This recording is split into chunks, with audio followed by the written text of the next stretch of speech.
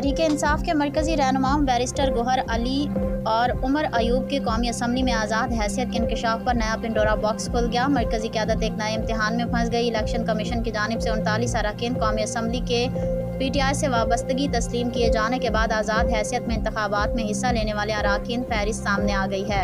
रवां बरस 8 फरवरी को मुनाकिदा इंतखाबात में रहनुमा PTI बैरिस्टर गौहर अली खान और उमर अयूब का बतौर आज़ाद उम्मीदवार कागजात नामजदगी जमा कराए जाने का इंकशाफ हुआ है। PTI के मौजूदा मरकजी क़यादत ने इलेक्शन कमीशन में जमा कराए गए कागजात नामजदगी में भी पार्टी से वाबस्ता ज़ाहिर नहीं की थी।